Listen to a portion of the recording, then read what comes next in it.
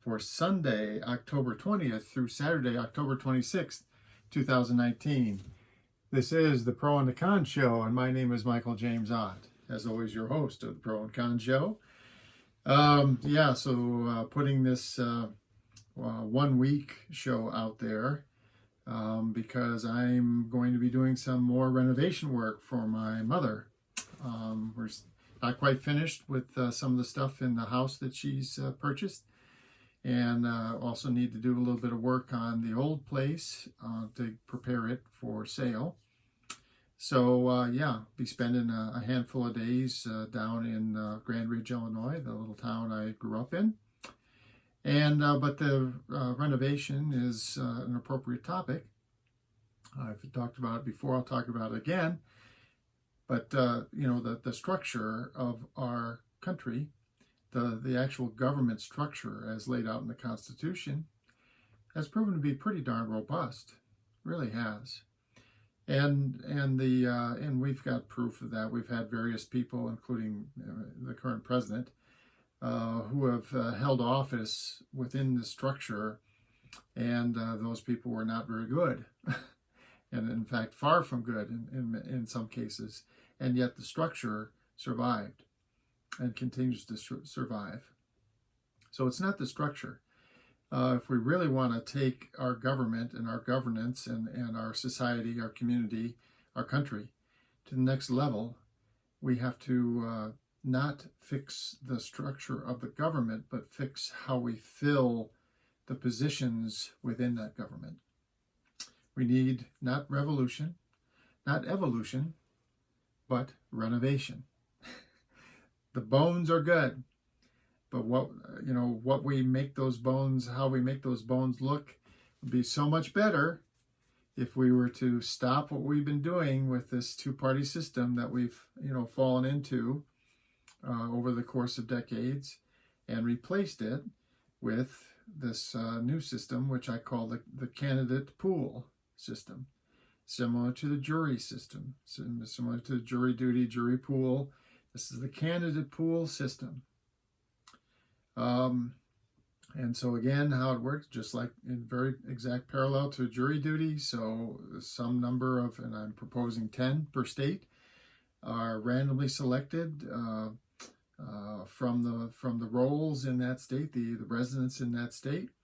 And, there'd be some minimal criteria, at certain ages, because there's age limits in the Constitution of the United States. That makes sense. So there'd be age limits. There could be, some other things. We could say, never convicted of a felony, some stuff. I don't know what the list would be, but we could come up with a fairly short list. Okay, so pick 10 every couple of years, and then screen them by having them, write some materials or make some videos where they just express their thoughts and views. Maybe, send out a survey to the people around them that live near their address, and just say, do you know this person? If you do, what do you think of them?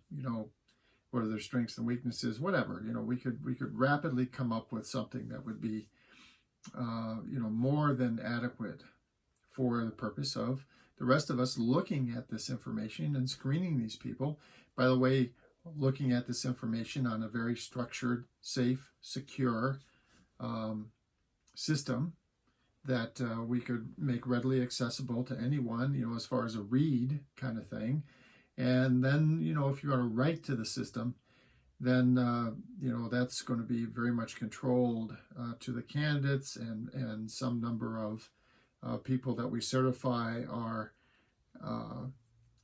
appropriate people to, kind of maybe ask the candidates questions or make comments about the factual nature of their replies to certain questions or these kinds of things. But again, in a very structured way, in this structure, this is very easily controlled, very easily agreed to and controlled, and again, to make sure the security of the system is top notch. So then that initial process, bubble up some number of candidates for the different positions. You've got House of Representatives, Senate, and President, and Vice President, I suppose. And, okay, there we go. And then, the people that end up at the top of the list for the various states and for these national offices, well, then they would go into a second phase of, maybe town halls that they, speak at, or public speaking things, or whatever. Again, very standardized. All the candidates do it, and the structure is very well controlled and understood and fair and equal. And the rest of us look at those results, and then, okay, now we have it down to the final, 2 or 3 candidates for the different positions. And then, bing, we go ahead and have the national vote, just like we currently do. And if you want to leave the Electoral College in place, that's no problem. It all works perfectly. But suddenly, no special interest money, no attack ads, no super PACs, no big money influencing all this stuff, and no foreign influence. The list goes on and on. How much better this is going to be. And the biggest thing is, instead of electing people that have some portion of their personality, and depending on who the person is, now Mr. Trump, he has a huge portion of his personality would be king.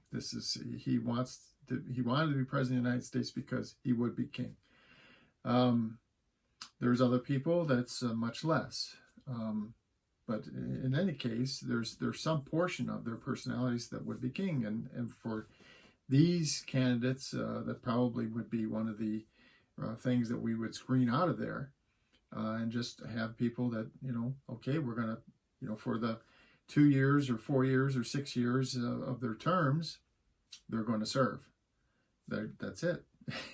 Just like jury duty, they are hired, they'll be paid as the government officials. They'll swear an oath to, just serve. They're just going to serve. And then, they're not allowed to be a lobbyist or anything like that in the future. All this stuff. You serve once and you go home. And maybe there's some kind of post-service stipend or something, to help with the transition kind of thing back into some kind of civilian life. But that's it. Renovation.